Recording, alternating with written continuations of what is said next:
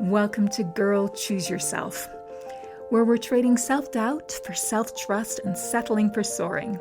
I'm Eimear Zone, your host, and together we're building the confidence to create lives so deliciously bold that they scare us a little, but in the best possible way.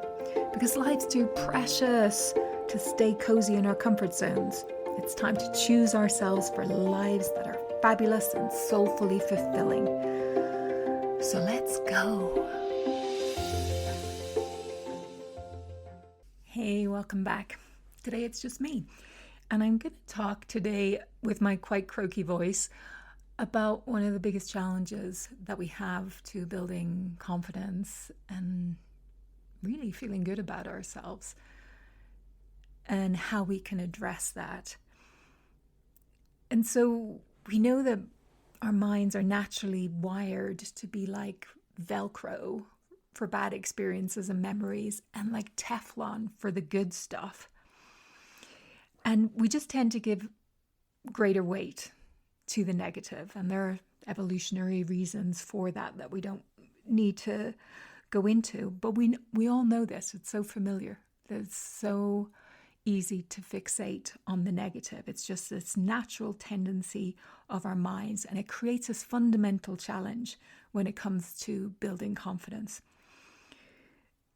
But the good news is that once we understand in a little bit more detail how our mind works, we can, begin to upgrade its settings, change our operating system a little bit, if you will.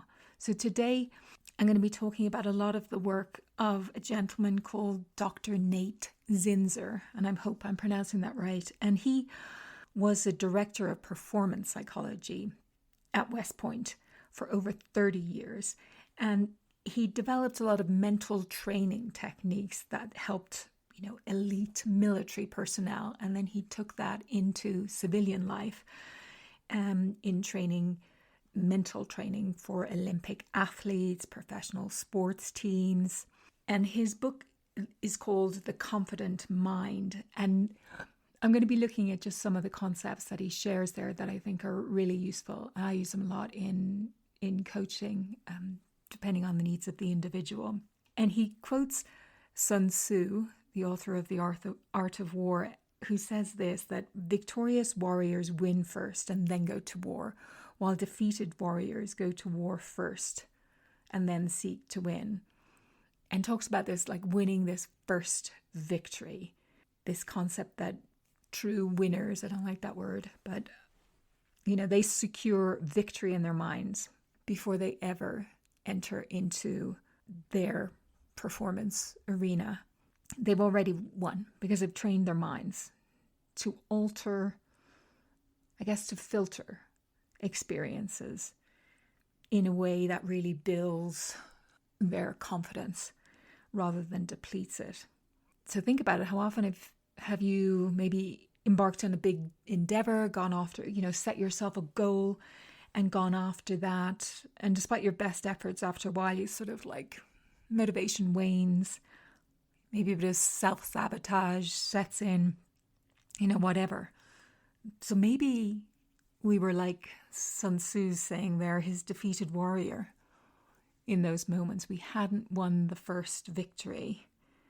We hadn't done the important, perhaps not so obvious prep work before going after that goal. And I think that's what he's talking about here. And if you think about our confidence in terms of like a psychological bank account, as if it's like a repository of thoughts about ourselves, our experience that either build us up or tear us down. And just like a financial bank account grows or shrinks based on deposits that I'm making or withdrawals that I'm taking out, my level of confidence sort of rises or falls depending on what type of thoughts are allowed to dominate and take my attention and my focus. So if I deposit into my psychological bank account, if I do it intentionally, like memories of my past successes, my wins, those times when I felt great, my achievements, when I made progress in pursuit of a worthy goal, and thoughts about, future exciting goals and accomplishments, well, then my balance grows, right? And if I'm withdrawing from my account, if I'm picking over the past, sort of replaying setbacks and failures and difficulties or fixating on the negative, then my balance will shrink. I'll be withdrawing from this psychological bank account. And a really important thing to know is that this is happening already anyway.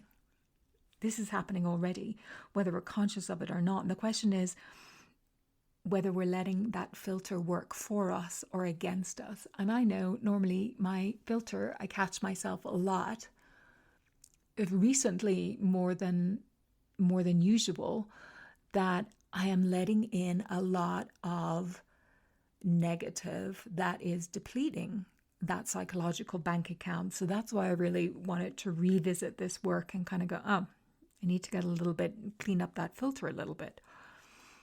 So we really have this choice, a conscious decision to take ownership of that filtering process. And that's what we're going to talk about today, the practical steps to do that. So when we think about how the filtering plays out in our day-to-day lives, our thoughts, well, they create real measurable changes in our bodies on a physiological level. And that directly impacts your performance.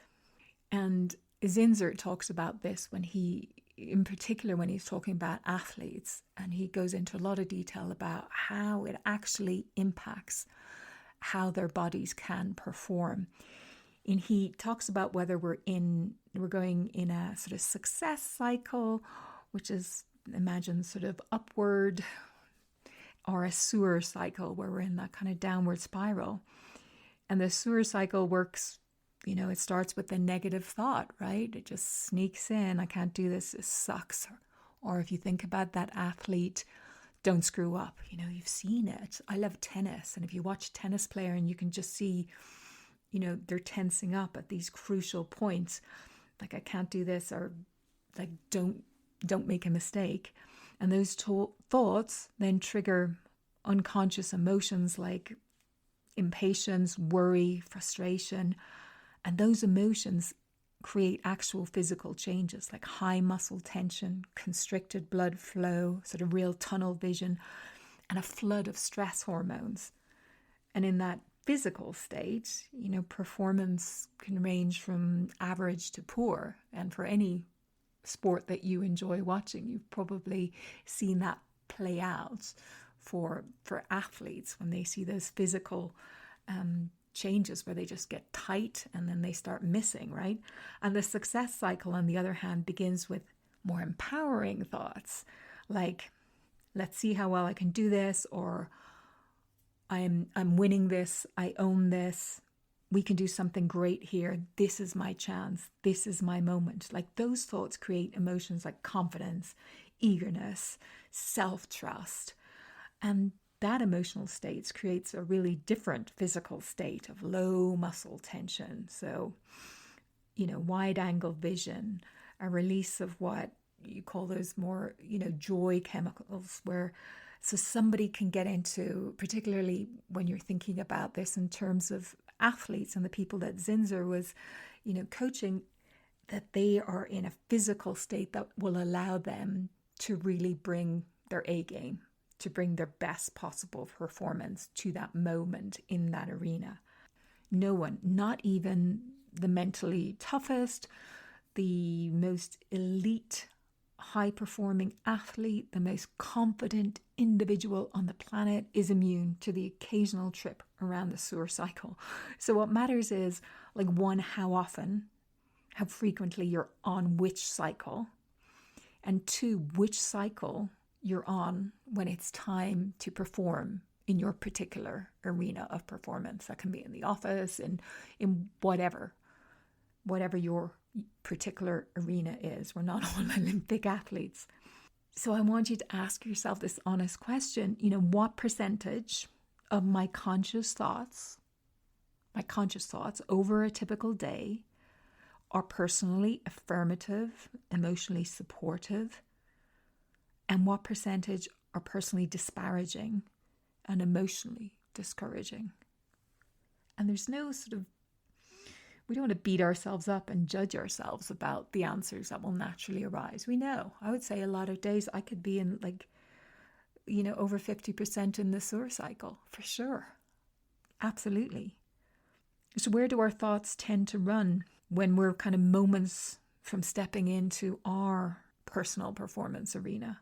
Do they move us towards the sewer or more towards the success? Because that's going to really impact the outcomes that we're seeing in every area of our life.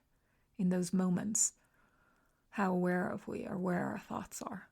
So how do we build a filter that promotes the success cycle? Because obviously we want to be in that cycle a lot more than we're in the sewer cycle, and we sure want to make sure that we're primed for that cycle in those moments when we're going to step into our own personal arenas of performance.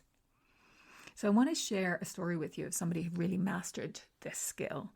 Now, I know nothing about baseball, but this story is about a baseball Hall of Famer called Tony Gwynn, and he was known not just for his incredible batting average, but for his mental approach to the game. And after every game, Gwynn would edit the video of each at-bat that he had had during that game into 3 separate files. And into the first file went each pitch where he made solid contact with the ball. Into a second file went each pitch where he made a good decision. So that good decision was either to swing at a good pitch or to hold back from a bad pitch. And then into a third file went all of his bad decisions, right? Either holding back on a good pitch or going after a bad one. And what did Gwynn do with the third file? God, some people might think was, I want to learn from my mistakes. I'll look at that one. I'll study that in detail. No, he never watched it. He immediately and promptly, permanently deleted it. So that wasn't like denial. It's just deliberate, strategic choice about where to direct your mental energy. He understood that whatever he focused on would be what his unconscious mind would work towards producing. Whatever he focused on most, he'd get more of. And great performers in all walks of life have always had very powerful and, for the most part, effective personal mental filters. So regardless of what happens to them, they perceive their experiences, or they train themselves to perceive their experiences in ways that help them move towards success, more of that success cycle. So when they experience even small successes, maybe just one good swing in practice, a solid rehearsal, a compliment on a presentation, even these small successes, they're focusing completely on those moments. They allow themselves to feel skilled. They allow themselves to feel proud because of those small wins. And they assume similar successes will happen again. I don't know about you, but I wasn't raised to think or feel or perform like that at all. So this may be very new for you as well. But you don't have to be an Olympic athlete or an elite member of the elite armed forces in the military to find these techniques and these approaches to be really, really beneficial to you in your life. And it isn't magical thinking. It isn't ignoring reality. It's a strategic approach to managing your mental energy. And we all know that, what's that phrase where attention goes, energy flows, or energy flows where attention goes. But you get the point. We only have so much life force. How do we want to experience our life? Where do we want to be putting our attention and our energy? So let me share another story that demonstrates the incredible power of having a really effective mental filter. This guy's incredible. It's a story of a retired U.S. Army captain, and his name is John Fernandez. And he graduated from West Point in 2001, and in 2003, he found himself heading north from Kuwait towards Baghdad with his field artillery platoon. This was during Operation Iraqi Freedom. And his column halted for the night, just a little south of Baghdad. he decided to catch a nap on top of one of the convoy's vehicles. And flying overhead that evening was a US Air Force A-10 Thunderbolt, which unfortunately and tragically mistook John's resting column for the enemy and released a 500-pound guided bomb that detonated close to where he was sleeping. And so when he woke up in a field hospital after being medevaced to safety, he was told that 2 of his soldiers were killed and that both of his legs would have to be amputated, one below the knee and the other from the lower calf. And so this vigorous young man who'd been an athlete in college would now spend the rest of his life in a wheelchair or walking on artificial limbs. And his response in that moment, really, this incredible response, reveals the power of a highly effective mental filter. He said this: "I decided right there that I would never feel sorry for myself. I told myself I was going to have a great life." It's just incredible. Later, he returned to West Point as a guest speaker, and he said something even more remarkable. He said this. He said, "It's really no big deal. You get up in the morning and you put on your socks and shoes. I get up in the morning and I put on my feet." Fuck. That's a pretty damn effective filter. That's an incredible filter. That's a very disciplined and well-trained mind. And it reminds me of Viktor Frankl. A quote from him, really powerful insight from his experiences in Nazi concentration camp, where he said everything can be taken from a man, but one thing, the last of the human freedoms, to choose one's attitude in any given set of circumstances, to choose one's own way. Fernandez's story is quite a dramatic example of that in action, of the embodiment of that, to choose one's own way. When Fernandez told himself, "I told myself I was going to have a great life." We already have a mental filter in place. We all do. Right now, my mind is letting in certain elements from both the outside world and from my internal thoughts, and it's screening out others. And the only question is whether my filter, your filter, is working for us to build up that mental bank account of constructive, vibrant thoughts, that healthy thoughts that just help us to thrive and increase our sense of well-being in every domain, right?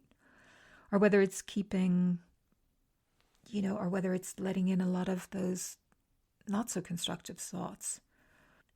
That's kind of, am I being drained or am I being nurtured by these thoughts? So let's get practical. Let's get really practical now and think about how you can begin to, we have a little audit of our filter. We're kind of aware, how often we're in that sewer cycle versus the success cycle. But let's start getting practical. And I want to introduce you to one of Zinnser's methods, which he calls the ESP method, which is effort, success, and progress. So it's a daily practice that helps you build your confidence filter by tracking those 3 things. And it takes just 5 minutes at the end of each day. But those 5 minutes can be like a really high return investment. So at the end of each day, this is what you do. This is how it works. You're going to reflect on and write down, firstly, one moment when you gave good effort. Like you might ask yourself, where did I do valuable work today? And this could be anything. It could be, just buckling down to finish an important report for work. Staying present in a difficult conversation, right? Or maybe in the physical domain, it's kind of like pushing through the end of that run or the last few minutes of a hard workout, right? The key is to just acknowledge your effort, to bring your focus there and to acknowledge it. And regardless of the outcome, E for effort, yeah? Second, identify one moment of success, however small. So ask yourself, what did I get right today? Maybe you just delivered a presentation on time at work. Maybe you paid a bill that was taking up a lot of energy in your taking up a lot of mental space, and you kind of got that done. It doesn't matter what it is. You just want to, maybe you just kind of stayed calm in a stressful situation, right? That's success. Small wins matter enormously. So identify one moment of success and note that down. And third, one area where you made some progress. Ask yourself, what did I get better at as a result of my effort today? What did I get just a little bit better at? Maybe I'm a runner. For me, sometimes when I do this, it's like, hey, I got a little bit faster on that route. My time was a little better on that 3-mile route. Maybe you became more patient with a challenging person. Maybe you're making progress there in some relationship. Maybe you understood a concept at work or that was previously confusing. Just a little bit of progress. When you follow this practice consistently, you're actually rewiring your brain. So the research in neuroscience has shown that the outer sheath of a neuron, the individual nerve cells that make up our entire nervous system, grows each time that neuron is activated.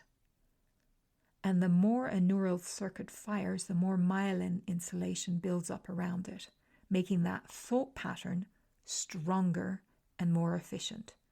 So I'm more likely to be in the success cycle, basically.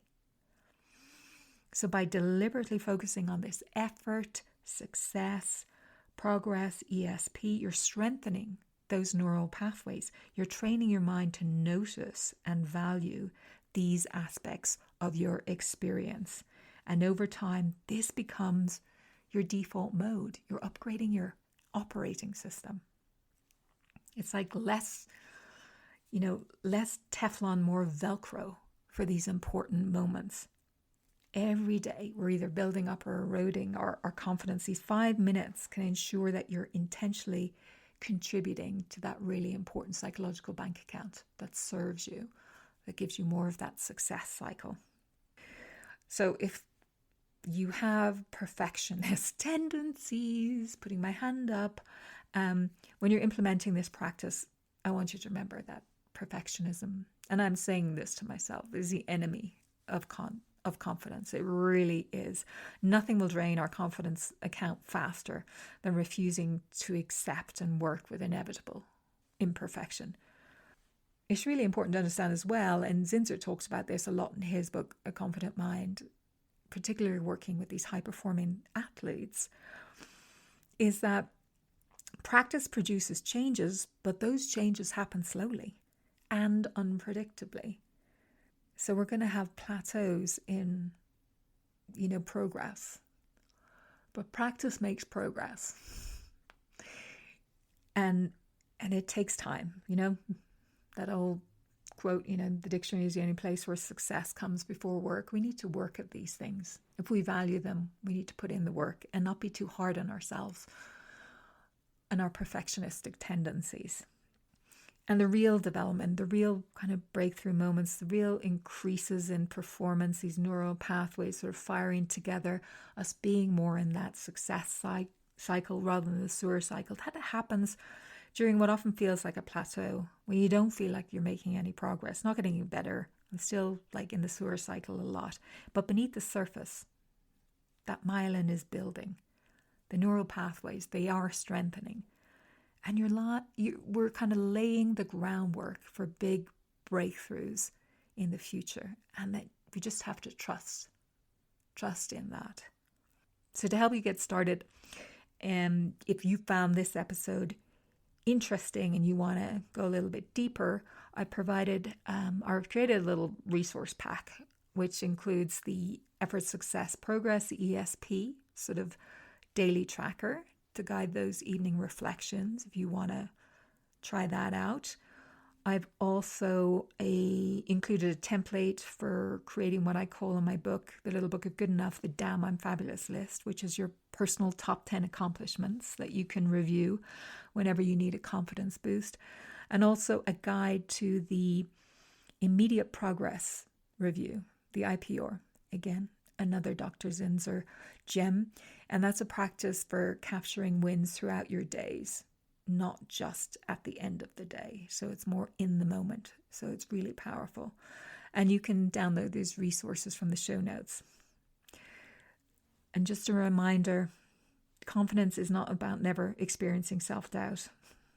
The most confident people in the world, everybody is experiencing self-doubt. We just think more in terms here of upgrading our operating system. And that includes this filter that processes life's experiences in a way that serves our growth. So as you're going through your day, after you listen to this, I challenge you to notice where your mental filter is directing your attention.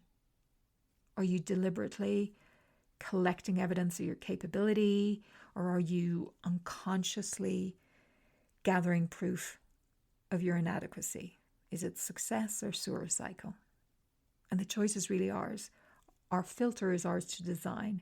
And with a little daily practice, we can all upgrade our mental settings to build the confidence that we need to really thrive in our lives. So I hope you found this useful. Be well, my friend, and I will see you next time. Enjoy the resources. Make sure you download them. Thanks so much for tuning into the episode this week. I hope you got a lot out of it, and if you did, please share it with somebody who you feel would benefit. And leave a review. Always greatly appreciated. Lots of free and paid resources to take things a step further. You can find those in the show notes. And hey, if nobody has told you this yet today, you are amazing. And the world is a far more beautiful place because you're here with us all. Stay cool. Bye.